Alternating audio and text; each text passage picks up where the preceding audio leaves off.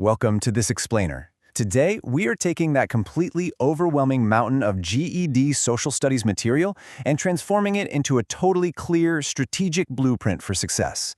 Look, if you've been staring at historical dates feeling completely lost, you are exactly in the right place.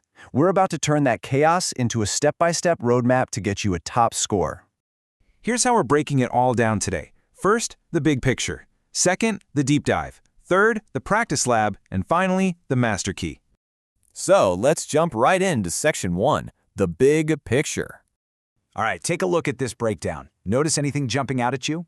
Civics and government makes up a massive 50% of the entire test. U.S. history comes in second at 20%, and then economics and geography sit at 15% each. What does this mean for you? Well, if you are strapped for time, your primary focus absolutely needs to be on how the government works. It is literally half the battle. And here is the absolute best news you're going to hear today.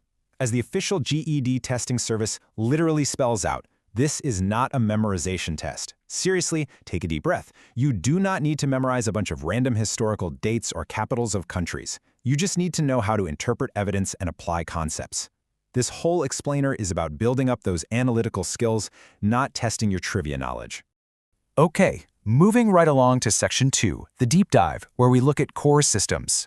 So, the incredibly complex web of our U.S. government, it's all based on the principle of federalism. Basically, this just means power is shared between the national, or federal government, and the individual state governments. It's a delicate balance of shared powers and constitutional principles. But to really grasp the U.S. system, we need to quickly compare it to the other basic types of government out there. First up is democracy. The crucial point here is that power rests entirely with the citizens. The people exercise political control either directly, like literally voting on the laws themselves, or through elected officials, which is what we call a representative democracy. The U.S., for example, is a classic representative democracy. Now, in stark contrast to that, we have a dictatorship. This system centralizes absolute power over pretty much every aspect of life into one single individual. This all-powerful leader is completely unrestricted by laws, constitutions, or frankly, the consent of the people. If elections even happen, they're usually just for show. Next up is a monarchy. In this system, sovereignty is embodied in a single individual. Think a king, queen, emperor, or empress. Leadership is almost always passed down through family lines via hereditary right. Historically speaking, many monarchs held absolute power because they claimed a divine right to rule. And finally, we have a constitutional government. This is an impartial framework that effectively limits a ruler's power using a very specific set of rules, which can be written or unwritten, to protect citizens' rights.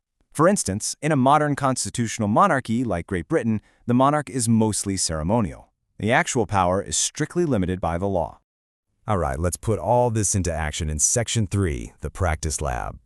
But wait, before we tackle any questions, you need to memorize this simple 3-step technique. It's a total game changer for the exam. Step 1, always read the question first so you know exactly what you're looking for. Step 2, check the provided text or graphic for that specific info. And Step 3, strategically eliminate the wrong answers before making your final choice. Simple, right? Let's try it out on question 1. What's the primary purpose of checks and balances in the U.S. government? Let's use our elimination technique. Is it to make the judicial branch the most powerful? Nope, cross that out. Is it to give the president control over Congress? Definitely not. By elimination, the correct answer is to prevent any one single branch of government from becoming too powerful. Moving to question 2. This one tests your ability to read a timeline graphic. Now, for chronological questions like this, use the matching trick. Just locate the keyword, in this case telegraph, on the timeline and literally look at what comes next. You don't need to actually know what year the telegraph was invented. You just need to know how to read the visual data right in front of you. Okay, question 3. In which government does a leader have the most control over citizens' lives? Think back to our definitions. A democracy? No way. Power is with the people. A constitutional government? Nope. Power is limited there. It's a dictatorship. That is the system giving an autocratic leader absolute, total control over everything. Let's check out question 4. Is voting directly on a ballot proposal a characteristic of a direct or representative democracy? Just ask yourself, who is actually making the law here? If the citizens themselves place a proposal on a ballot and their votes make it a law, they are acting directly. So that's a direct democracy. If they elected politicians to do it for them, then it'd be representative. On to question 5. You're going to see a lot of line graphs and bar charts on the test. When you're analyzing data like this chart showing women in the U.S. House, always identify your independent and dependent variables first. The independent variable, usually the years on the bottom axis, drives the change. The dependent variable, like the number of WIMs on the side axis, is the effect. Nailing that relationship makes spotting the historical trend so much easier. Question 6 asks you to analyze a primary historical document, the Articles of Confederation. When you get a text snippet like this, don't panic, just scan it for keywords. If the text says each state retains its sovereignty, freedom, and independence, you just match those exact ideas to the answer choice about individual states maintaining self-determination. Easy. Question 7 tests your recognition of foundational American documents. Again, you don't need to memorize dates here, but you absolutely do need to recognize that the specific document guaranteeing personal freedoms, like speech, religion, and the press, is the Bill of Rights. And finally, question 8. What type of political power structure rests effectively with a small number of people? When power belongs to a select few, whether they've got all the wealth, the family ties, or military control, that specific setup is called an oligarchy. All right, let's wrap this all up in section 4, the master key. Here is your master key for all 8 of those practice questions. Go ahead and pause the explainer right here if you want to double-check how your reasoning matched up. But notice something important here. Almost every single correct answer relied on either knowing a really basic definition or just applying that 3-step reading strategy to the provided text or graphic.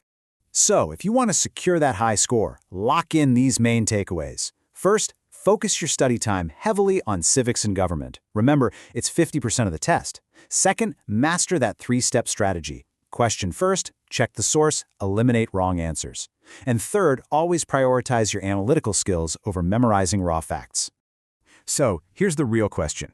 Are you ready to stop memorizing facts and start analyzing your way to a perfect 200 score?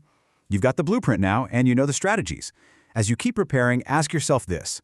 How can I apply these exact same analytical reading skills, not just to ace an exam, but to critically understand the political and economic world around us today?